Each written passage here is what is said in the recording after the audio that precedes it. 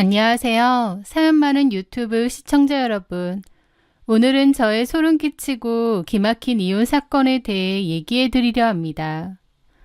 제 전 남편은 주점을 운영하는 사장이었습니다. 남편은 큰 키에 남자답고 서글서글한 인상을 가졌는데 성격이 호탕했습니다. 엄청 활발하고 지인들도 많고 저는 다소 내성적인 편이다 보니 저와 다른 그런 모습에 빠져들었던 것 같아요. 그와의 연애는 즐거웠고 행복했습니다. 또 주변 지인들에게 워낙 잘하고 의리도 있는 편이다 보니 제 남편을 아는 주변 사람들은 하나같이 민수 씨 같은 남자 없다, 정은이는 좋겠다 라며 저를 부러워했습니다. 남편은 에너지가 넘치는 사람이었고 누구든 자기 사람으로 만들 수 있는 자신감이 넘치는 사람이었죠. 다소 내성적이고 조용한 저와 활발하고 활기가 넘치는 남편. 서로의 부족한 점을 메워줄 수 있는 한 쌍의 완벽한 부부가 되지 않을까 생각했습니다. 그런데 결혼은 제 생각과는 많이 다르더라고요. 모두에게 좋은 사람이 정작 내게는 좋은 남편이 아니라는 걸 깨닫기까지 그리 오래 걸리지 않았거든요. 원래 결혼을 하고 나면 배우자가 1순위가 되어야 하잖아요. 하지만 제가 결혼하고 아내가 된 순간부터 남편의 세상에서 제 순위는 끝도 없이 밀려나는 기분이었습니다. 남편은 결혼하고 나서도 결혼 전과 똑같이 행동했어요. 남편에게 중요한 건 가게와 친구들, 그리고 매일 밤 이어지는 술자리였던 것 같습니다. 결혼 후 맞이하는 첫 번째 남편의 생일날이 기억나네요. 퇴근하자마자 마트에 들러 장을 보고 남편이 가장 좋아하는 갈비찜과 잡채를 만들기 시작했습니다. 요리가 서툴러서 오래 걸렸지만 맛있게 만들고 싶어 갖은 노력을 했죠. 2시간 넘게 부엌에서 땀을 흘리며 음식을 만들고 예쁜 그릇에 정성껏 담아냈습니다. 같이 사온 케이크도 냉장고에 잘 있는지 확인하고요. 혹시나 늦을까봐 가게로 전화했더니 남편 한다는 말이 가게는 직원들한테 맡기고 8시까지 칼같이 들어간다며 호언장담을 했습니다. 저는 괜히 기분까지 내고 싶어서 집이지만 원피스까지 갈아입고 화장도 좀 고쳤습니다. 그렇게 남편을 기다렸는데 남편은 오지 않았어요. 1시간이 넘어가고 전화를 했더니 가게 바로 앞에서 나왔다고 금방 간다고 하더라고요. 저는 식은 음식을 다시 데우고 기다렸는데 또 안 오는 겁니다. 또 1시간이 지나갔고 걱정이 되더라고요. 금방 온다는 사람이 안 오니까요. 전화를 했는데 안 받고 혹시 오는 길에 사고라도 났나 싶어서 초조했습니다. 그런데 남편은 갑자기 일이 좀 생겼다며 늦게 들어가야 될 것 같으니 기다리지 말라는 문자 하나만 딱 남기더라고요. 그날 남편은 새벽 3시에 들어왔습니다. 너무 어이가 없는 게 일단 술에 많이 취해서 냅두고 다음날 물어봤어요. 그랬더니 가게에 오래된 단골 손님이 있는데 그분 아버지가 돌아가셔서 상갓집에 갔대요. 너무 황당하더라고요. 아무리 단골 손님이라지만 손님 상갓집까지 가나요? 게다가 자기 생일이라고 제가 생일상 다 준비한다고 분명히 말했는데 온다고 거짓말까지 하고 갑자기 상갓집이라니. 상갓집에 갔다는 게 믿겨지지도 않을 뿐더러 설령 맞다고 해도 너무 어처구니가 없었습니다. 저는 남편에게 따졌고 남편은 미안하다며 저를 달랬지만 별로 진심은 느껴지지 않았어요. 그냥 제가 삐졌으니 적당히 대충 달래자는 느낌이었죠. 그리고 나중에서야 알게 됐지만 진짜로 상갓집에 간 것도 아니었습니다. 저도 아는 남편의 친구가 SNS에 남편 생일 파티한 걸 올렸거든요. 기가 막히더라고요. 그럼 친구들하고 생일 파티를 하겠다고 말하던지 아니면 친구들하고는 나중에 하고 그날은 와이프인 저랑 생일을 하던지 보통은 둘 중에 하나를 선택해야 되지 않나요? 그런데 남편은 저한테 거짓말하고 계속 갈 수 있는 것처럼 하고 친구들과 파티를 즐겼던 거예요. 금방 들통날 거짓말을 이처럼 아무렇지 않게 할 수 있는 사람이라는 걸 깨닫게 되자 놀랍더라고요. 그 생일 사건 이후 남편의 모든 말이 거짓말처럼 들리기 시작했습니다. 생일을 안 하고 친구들하고 보냈다는 그 자체도 화가 나고 어이가 없지만 그보다 너무 아무렇지 않게 거짓말을 하고 그 순간만 모면하려 했다는 게 소름 끼치더라고요. 내가 여태까지 사람을 잘못 봤나 싶을 정도로요. 그 일을 계기로 저는 남편의 행동들이 의심스러워지고 그 사람의 진실성마저도 의심하게 되었습니다. 그러다 보니 남편하고는 자주 다투게 되었어요. 남편은 제가 착하고 쿨한 줄 알아서 결혼도 했는데 사실은 집착이 심하고 의심병이 있는 것 같다며 저를 질책했습니다. 저는 남편에게 이렇게 거짓말 좋아하고 밖으로 놔두는 성격인지 몰랐다고 힐난했고요. 그러면서 남편과 저의 사이는 빠르게 삐걱거렸죠. 그러던 중 남편의 대출 연장을 위해 서류들을 챙기다가 우연히 남편의 주거래 통장 거래 내역서를 발견하게 되었습니다. 그런데 세상에 거기에 매달 60만 원이라는 돈을 김지영이라는 낯선 이름의 여자에게 송금을 했던 거예요. 제가 알기론 김지영이라는 사람은 집주인도 아니었고 가게 관련된 사람도 아니었습니다. 직원도 아니었고요. 저는 남편에게 통장을 내밀었습니다. 김지영 이 여자가 누구야? 당신 바람피워? 남의 통장을 왜 뒤져봐? 남편은 당황한 기색이 역력했습니다. 저는 발뺌한 생각 말라고 똑바로 말하라고 다그쳤습니다. 제가 계속 다그치자 남편은 결국 실토를 했죠. 사실은 남편은 기함할 만한 말을 하는 거예요. 자기야, 진짜 미안해. 내가 말 못한 게 있는데 사실 전에 같이 살던 여자야. 살던 여자라니? 그게 뭔 소리야? 당신 결혼했었어? 결혼까진 아니야. 혼인신고도 안 했어. 그냥 1년 정도 같이 살았던 여잔데 사실 애가 있어서. 애가 있다고? 저는 눈이 뒤집히더라고요. 저한테는 전혀 말한 적이 없는데 알고 보니 남편은 과거에 혼인신고를 하지 않고 김지영이라는 여자와 1년 동거를 했던 겁니다. 그 사이에 아이가 있었고 그 양육비라는 거예요. 진짜 미친 거 아닌가 싶고 너무 어처구니가 없어서 온몸에 힘이 빠져나가는 기분이었습니다. 남편은 저에게 말할 타이밍을 놓쳤다고 빌고 또 빌었는데 어떻게 이런 걸 속이나요? 저는 미쳤냐고 이건 사기 결혼이라고 했는데 남편은 싹싹 빌면서 말했습니다. 미안해 자기야. 근데 진짜 이 여자랑 아무 사이도 아니라서 그랬어. 양육비 말고는 아예 연락도 안 해. 아이도 안 봐. 그 여자도 다른 남자랑 재혼했어. 그래도 나는 책임감이 있으니까 양육비는 꼬박꼬박 보내는 건데 사실상 애 얼굴도 제대로 못 봤어. 진짜 남남이나 다름없기 때문에 자기한테 말 못한 거야. 저는 뒷목을 잡았습니다. 어떻게 이런 걸 속일 수가 있나 싶고 진짜 사기꾼 아닌가 싶더라고요. 저는 이건 아니라고 이혼하겠다고 말했고 남편은 아무 말도 하지 않았습니다. 저는 더 이상 못 살겠다고 마음을 먹었어요. 어떻게 이런 사실을 숨기나 싶더라고요. 그런데 남편이 필사적으로 빌었고 제가 싫다면 술자리도 다 끊어내고 일만 하며 저만 보며 살겠답니다.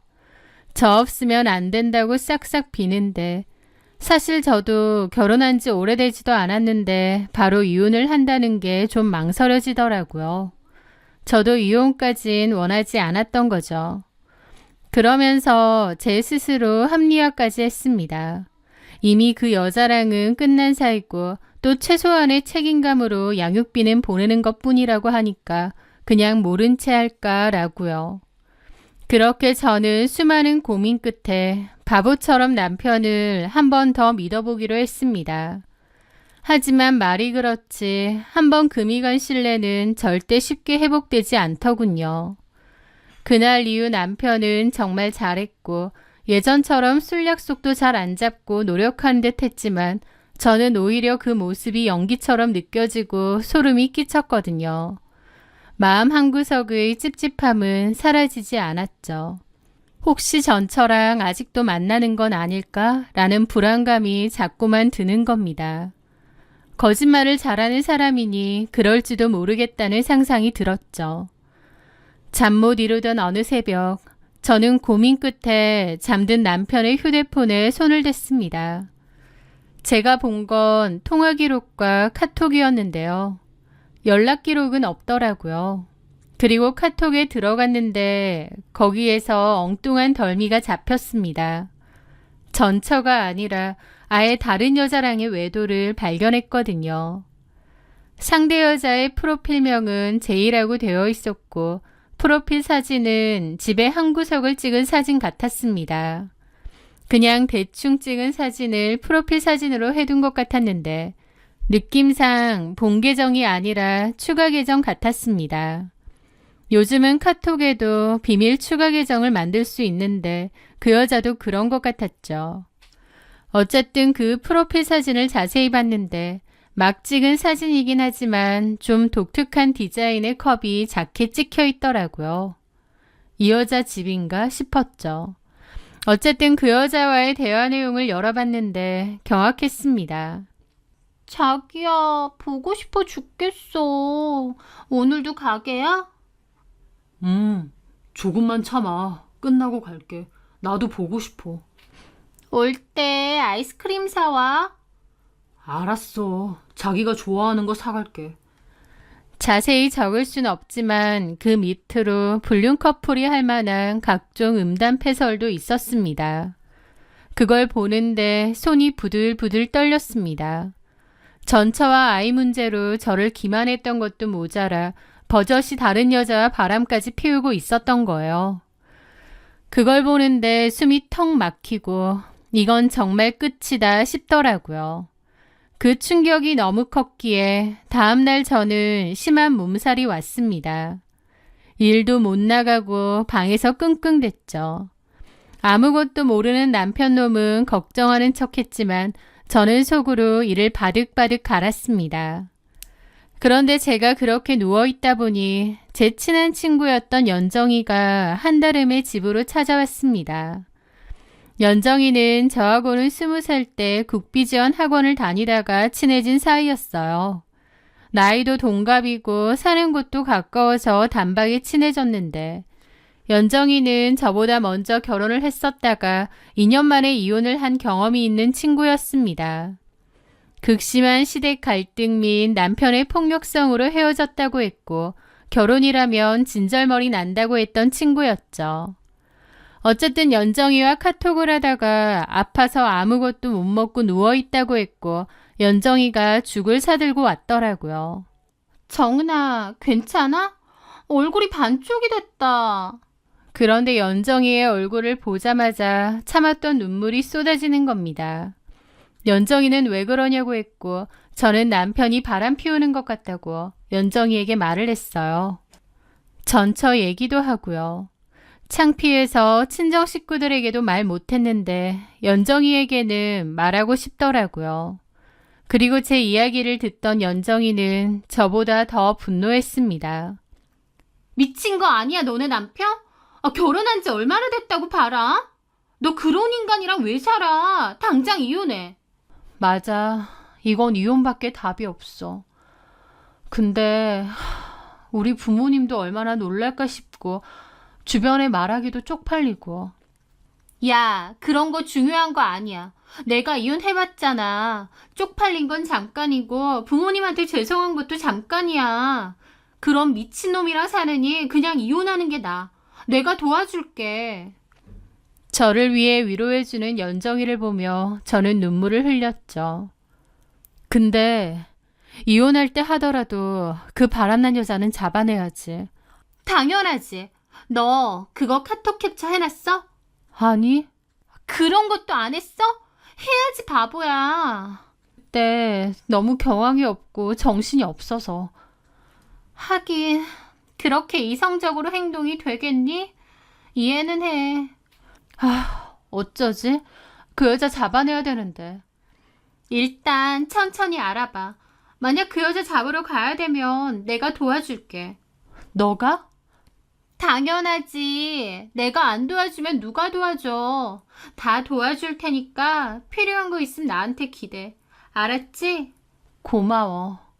친구라도 그렇게 해주기 힘들 법한데 연정이는 진심으로 저를 위로하고 제 편이 되어주었습니다. 저는 연정이에게 거듭 고맙다고 말하며 눈물을 삼켰습니다.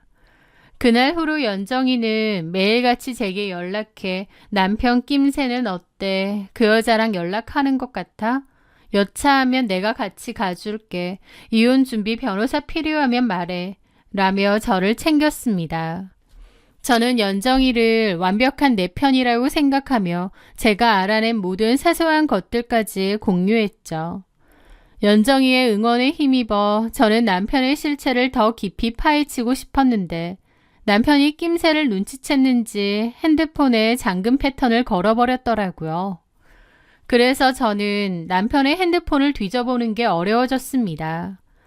연정이에게 말했더니 패턴을 알아내보라며 그게 힘들면 다른 방법을 찾아보자고 하더라고요.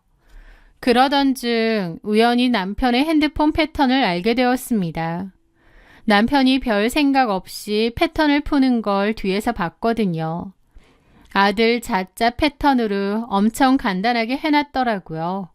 저는 그걸 모르는 척 기억해놨습니다. 그리고 그날 저녁 남편 폰을 들고 나와 패턴을 풀고 들어가 봤는데 웬걸 제이와의 카톡이 감쪽같이 사라진 거예요. 남편이 눈치를 챈 건가 싶더라고요. 그러다가 문득 카톡 말고 다른 메신저는 없을까 싶은 겁니다. 그래서 좀 더 샅샅이 뒤지게 되었고 남편의 휴대폰을 다시 뒤지던 저는 남편이 폴더 안에 숨겨놓았던 또 다른 메신저 앱을 발견했습니다. 아, 이거구나. 이걸로 제이와 연락했구나. 딱 걸렸다 싶었습니다. 그런데 그 메신저 앱을 들어간 저는 또다시 경악을 할 수밖에 없었어요. 거기에는 또 다른 남편의 비밀이 가득했거든요. 이 개새끼. 저도 모르게 욕이 튀어나오더라고요. 분노를 넘어 허탈한 웃음까지 나왔습니다. 카톡의 제이는 그저 빙산의 일각에 불과했던 거죠. 저는 연정이가 알려준 대로 일단 그것들을 다 제 폰으로 찍었습니다. 그리고 이 엄청난 사실을 연정이에게 알려야겠다고 생각했어요. 그래서 다음날 연정이네 집으로 갔습니다. 연정이는 전자제품 센터에 출근하는데 출근 전에 서둘러 간 거죠. 연정이는 무슨 일이냐고 했고 제가 남편에 대해서 더 충격적인 걸 알았다고 진짜 이혼해야 될 것 같다고 했습니다. 그랬더니 연정이가 반색을 하며 그 제이에 대해서 알아낸 거냐고 하더라고요. 저는 말하려다가 너무 급하게 와서 숨이 차다고 했습니다. 연정이가 잠깐 기다리라며 물을 가져다 준다고 했죠. 그런데 연정이가 가져다 준 컵을 보는 순간 제 머릿속에서 뭔가 쿵 하고 부딪히는 느낌이 들었습니다. 이 컵, 제2의 프로필 사진에 있던 그 컵인데 싶은 거예요. 컵이 일반적인 컵이 아니고 독특한 색깔과 디자인이라 단박에 기억이 났습니다. 이 컵이 왜 싶은 순간 소름이 쫙 끼치더라고요. 저는 황당한 표정으로 연정이를 바라봤고 연정이는 어리둥절한 얼굴로 저를 바라봤습니다. 이 컵 뭐야? 전에 터키 여행 갔을 때 사온 건데 왜? 터키 여행? 그럼 국내에는 있는 게 아니네. 나도 독특해서 산 건데 왜 그래? 저는 연정이를 빤히 바라봤더니 연정이도 뭔가 캥기는지 살짝 눈을 돌리더라고요. 저는 그런 연정이에게 말했습니다. 너지, 제이가. 그 순간 연정이가 눈이 동그래지더라고요. 뭔 소리야? 너 맞잖아. 내 남편이랑 놀아놨던 게 너구나. 야, 너 지금 뭔 소리해? 핸드폰 줘봐. 왜? 아닌지 확인하게. 야, 너 나한테 왜 그래? 아, 이제 알겠네. 계속 이혼하라고 변호사 소개해준다고 하고 너였구나. 아니거든? 너 뭔 소리해? 그러니까 폰 확인하자고. 그래, 확인해. 하면서 제 옆으로 거의 던지듯이 폰을 주더라고요. 너 아니면 두고 봐. 우리 인연 끝이야. 라면서 으름장을 놓는데 그러든가 말든가 확인을 하려고 카톡에 들어갈 때였습니다. 제가 진짜 확인할 줄 몰랐는지 식겁하더니 달려와 폰을 뺏는 거예요. 너 똑바로 얘기해. 네가 제이지? 그 순간 연정이는 당황한 표정을 짓더니 갑자기 무릎을 꿇는 겁니다. 그러면서 저한테 막 미안하다고 하는 거예요. 정은아, 미안해. 정말 미안해. 근데 나 네 남편 너무 사랑해. 저는 연정이의 그 말을 듣는데 머리를 강하게 얻어맞은 것 같았습니다. 제이가 다름 아닌 연정이었다니 어떻게 이럴 수가 있을까 싶더라고요. 사랑이라는 단어가 그렇게 역겹게 들릴 수 있다는 것을 처음 알았습니다. 제 눈물을 닦아주는 척하며 저를 도와주는 척하면서 사실은 저한테 칼 꽂고 완전 가지고 논 거잖아요. 그 가증스러움에 온몸의 피가 차갑게 식는 것 같았습니다. 너 미쳤구나. 어떻게 나한테 이러니? 정말 뻔뻔하다. 그러면서 그 상간녀 잡는 걸 도와준다고. 그 상간녀가 바로 넌데 이게 무슨 코미디야? 너 도대체 무슨 생각이었어? 아, 나한테는 이혼하라고 부추기면서 증거 없애고 그랬구나. 어쩐지 그 인간이 카톡 주고받은 거 싹 지웠던데. 네가 알려준 거지? 너랑 강민수랑 진짜 미쳤구나. 연정이는 아무 말도 않고 무릎을 꿇은 채로 눈물만 뚝뚝 흘리는데 그 모습이 너무 가증스러워 보이고 미치겠는 겁니다. 야, 입이 있으면 뭐라도 말해봐. 너한텐 할 말 없어. 근데 민수 씨랑 내가 이렇게 될 줄 몰랐는데 내가 그 사람을 너무 사랑해. 사랑? 그래. 이러면 안 되는 거 알지만 너무 사랑해. 나 이혼하고 많이 힘들었는데 민수 씨 만나는 순간 알겠더라. 내가 왜 이혼했는지.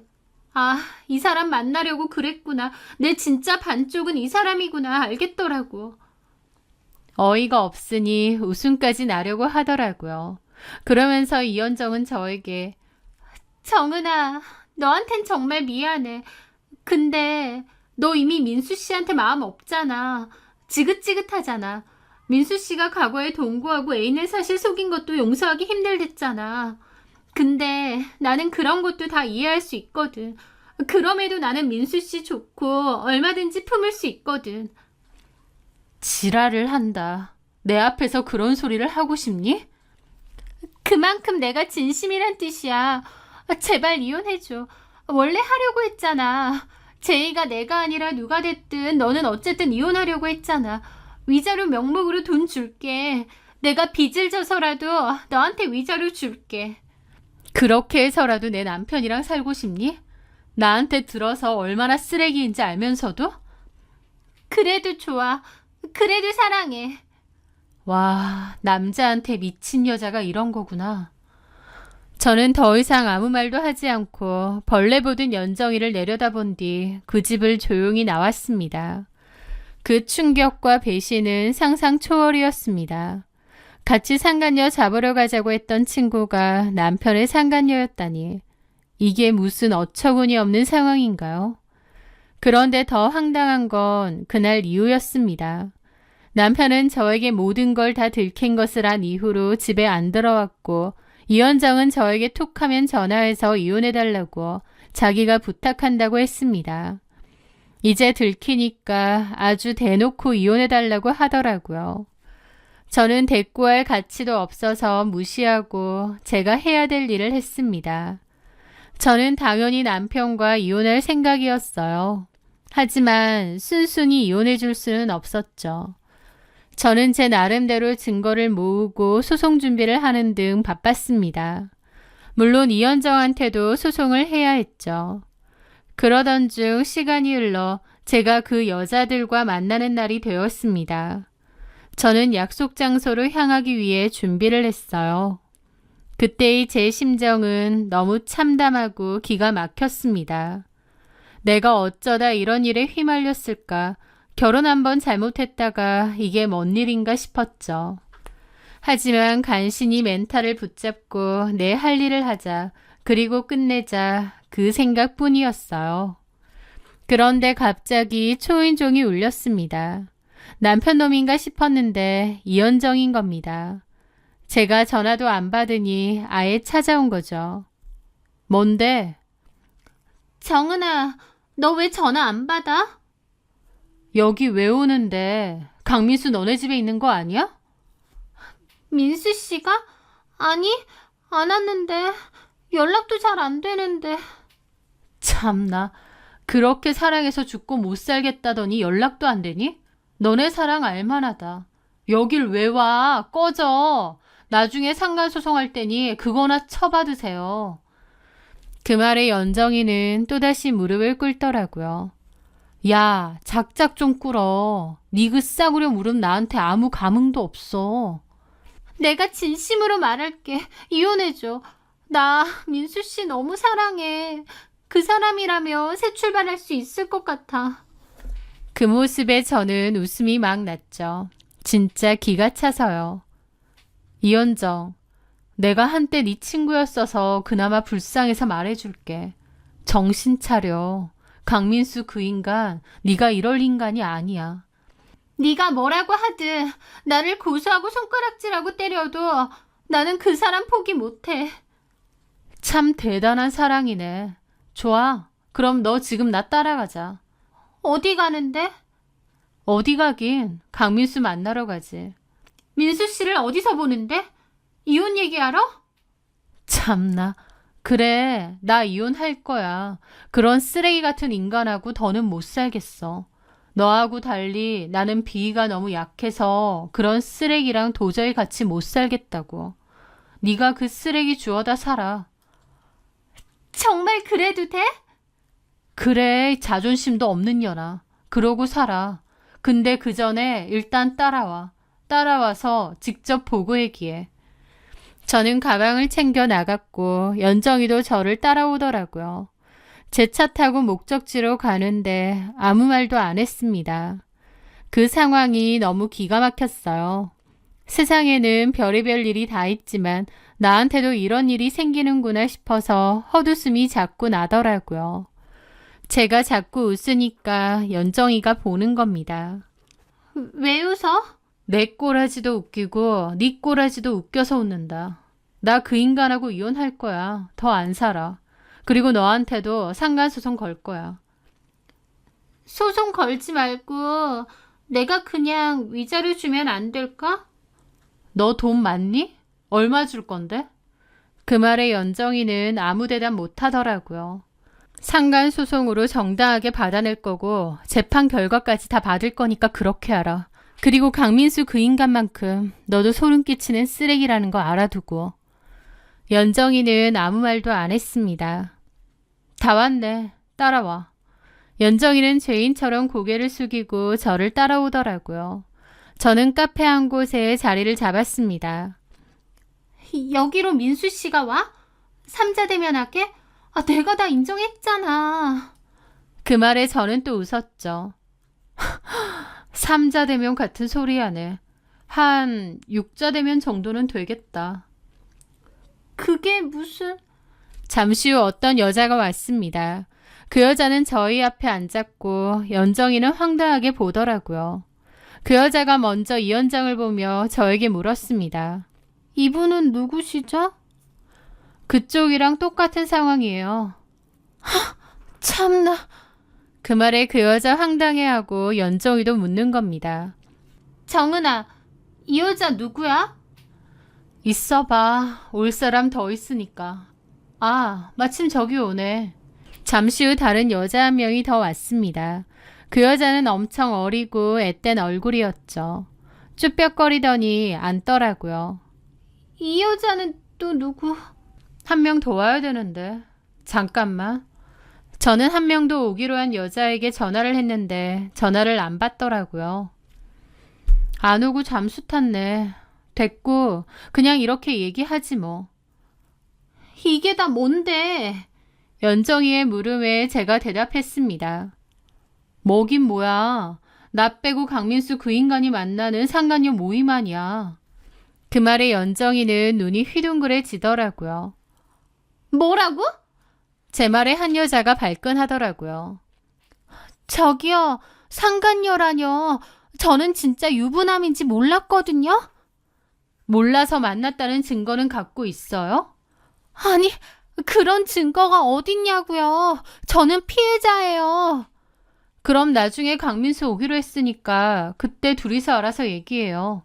만약 유부남인지 모르고 만났으면 그쪽은 피해자겠네요. 하지만 그게 아니라면 그쪽한테도 소송할 겁니다. 진짜 어이없네. 저는 다른 어린 여자에게도 물었습니다. 그쪽은 다 알고 만났죠? 주점 알바생이었으니 사장님 유부남인 건 100% 알았을 거잖아. 죄송합니다. 근데 사장님이 막 선물 사주고 그냥 친하게 지내자고 해서. 어쨌든 그쪽은 다 알고 만난 거잖아. 나이도 어리면서 간도 크네. 저랑 그 여자들 사이에서의 대화를 들은 이현정의 눈이 휘둥그레졌죠. 잠깐만, 이게 다 무슨 소리야? 들어도 파악이 안 되니? 강민수 내연녀가 너뿐만이 아니야. 지금 이 여자 둘에 오늘 안 온 여자 한 명까지 3명이나 더 있다고.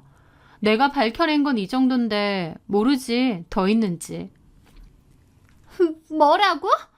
제 말에 이현정 눈이 휘둥그레지더라고요. 이 여자들이랑 민수 씨가? 이현정 표정이 아주 가관이었죠. 제 남편이랑 지만 놀아난 줄 알고 이혼해달라 어쩌네 하면서 무릎 꿇고 울고 생쇼를 다 했는데 이현정은 전 남편의 수많은 내연녀 중 하나였던 겁니다. 네, 제가 그때 남편의 또 다른 메신저에서 발견한 내용이 이거였습니다. 남편은 카톡 말고 다른 메신저를 이용해 무려 3명의 여자들하고 연락을 주고받았더라고요. 그중 한 명은 주점 알바생이었고요. 더 기가 막힌 것은 여자들에게 다른 것도 속였다는 겁니다. 주점 알바생한테도 주점은 부업일 뿐이고 낮에는 무역회사를 운영한다고 하질 않나 다른 여자에게는 노조 위원장이라고 했다더라고요. 게다가 또 다른 여자에게는 모텔을 2개 운영하는 사업가라고도 했고요. 아무튼 구체적으로 거짓말을 하면서 여자들을 만나고 다닌 겁니다. 저는 전혀 몰랐는데 남편은 이 거짓말들을 유지하기 위해 빚까지 지고 있었습니다. 그런데 웃긴 게 다른 여자들한테는 돈을 썼는데 이현정한테는 돈을 받았더라고요. 이현정이 2천만 원 가량을 줬는데 그 돈은 제가 알기로 이현정이 전 남편이랑 이혼할 때 받은 위자료의 일부입니다. 제 남편이 사업자금 어쩌고 필요하다고 하니 이현정이 냉큼 준 것 같았어요. 전 남편은 이현정한테 받은 돈으로 다른 여자들한테 선물 사주고 놀아나는데 썼던 거죠. 저는 남편의 메신저 속 여자에게 연락을 쫙 돌렸습니다. 나는 강민수 아내이다. 내 남편과 바람 피우는 정황 다 포착했고 상간소송할 거다. 할 말 있으면 약속 장소로 나와서 말해라 라고요. 어떤 여자는 유부남인지 몰랐다고 하고 어떤 여자는 한 번만 봐달라고 했죠. 저는 강민수랑 다자대면 할 거니 오라고 했고 이렇게 만난 거였습니다.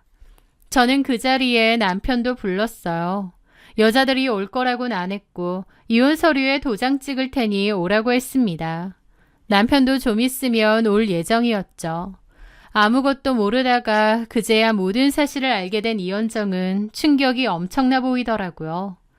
다른 여자들이야 유부남인 거 알고 만나면서 선물 받아내고 금전적인 이득이라도 얻었지. 이현정은 돈까지 뜯겼잖아요. 그것도 전 이혼해서 받은 위자료를요. 충격이 상당히 보이더라고요.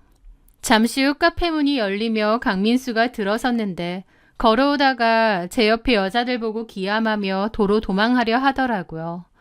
그런데 남편은 도망치지도 못했습니다. 왜냐면 이현정이 달려가서 제 남편 머리채를 잡았거든요. 연정이는 눈이 돌았고 완전 폭발했더라고요. 미친 사람처럼 남편에게 달려들어 남편의 머리채를 잡았습니다. 사실 그 머리는 남편이 과거에 엄청난 거금을 들여 심은 모발이식 머리였거든요. 남편이 정말 아끼고 약 먹어가며 지키는 머리입니다. 그런데 이현정이 달려들어 죽을 듯이 머리채를 잡고 뜯어내더라고요. 남편도 소리 지르고 카페 안에 사람들 다 쳐다보고 남편은 머리 놓으라고 이현정 밀치는데 그 모습에 이현정은 눈이 더 돌아서 머리를 다 뽑아놓을 기세로 울부짖었습니다. 이현정은 야 이 사기꾼 새끼야 이혼하고 나랑 살자며 이게 다 뭐냐고 고함을 질렀고 남편은 머리 놓으라며 이현정을 마구잡이로 떠밀었습니다. 바닥으로 떨어져 나간 이현정 손에는 머리카락이 한 움큼이었고 남편은 이 미친년아라며 소리를 지르고 발을 동동 굴리더라고요. 머리털이 진짜 형편없이 뽑혀나갔거든요. 웃긴 상황이 아닌데 웃길 정도로요. 게다가 다른 여자 한 명도 가서 제 남편에게 유부남인 거 속인 거 아니냐며 따졌습니다. 그렇게 따지는 거 보니 그 여자는 진짜 제 남편이 유부남인지 몰랐던 모양이었어요. 어쨌든 남편은 도망치려 했고 그 여자도 해명해보라며 남편 팔 붙잡고 이현정은 바닥을 치고 울고 아수라장이었습니다. 어쨌든 저는 그 모든 광경을 팔짱을 낀 채 그저 조용히 지켜보면서 그 모습을 조용히 촬영했죠. 카페 사장이 경찰을 불렀고 카페는 난장판이 되었습니다. 저는 남편에게 이혼 소송을 그리고 연정이를 포함한 나머지 상간녀에게 상간소송을 제기했습니다. 남편이 유부남인지 몰랐다는 그 여자만 빼고요. 그 여자는 따로 남편을 상대로 고소를 했죠.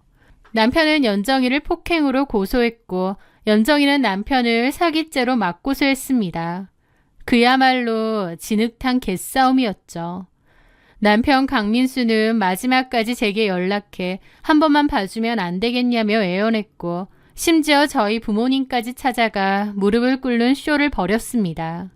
이현정은 소송 과정 내내 강민수에게 속았을 뿐 나도 피해자다라며 자신의 책임을 회피하기에 급급했죠. 서로의 탓을 하는 그 둘의 모습을 보며 저는 더 이상 어떤 감정도 느껴지지 않았습니다.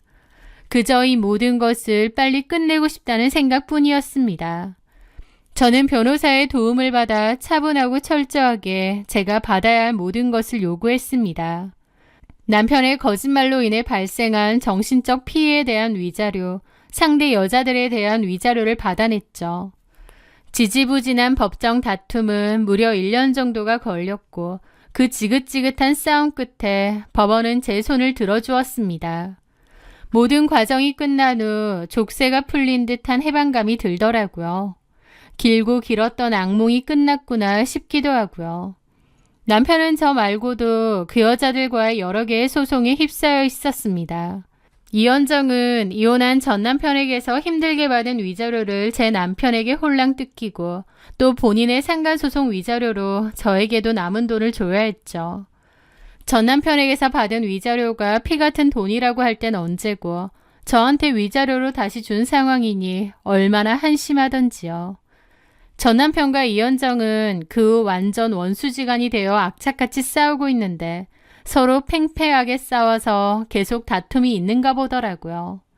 똥이랑 설사의 싸움이죠. 이현정은 제 남편이 운명의 상대라고 저한테 이혼해달라고 했는데 정작 제 남편은 이현정을 돈으로밖에 안 본 것 같아요. 저는 재활용도 안 될 쓰레기 같은 놈하고 다 끝난 것만으로도 좀 살 것 같고 이제는 제 인생을 다시 살아가려 합니다. 상처뿐인 결혼 생활이긴 하지만 어쨌든 위자료 받을 거 다 받았으니 이제는 지워버리려고 합니다. 비에 젖은 땅이 마르기까지는 시간이 더 필요하겠지만 제 앞에는 따스한 햇살과 함께 제가 가꾸어 나가야 할 인생이 남아있다고 생각합니다. 배신과 거짓으로 얼룩진 과거를 모두 정리하고 오롯이 저 자신을 위한 삶을 시작할 겁니다. 제 사연 들어주셔서 감사합니다.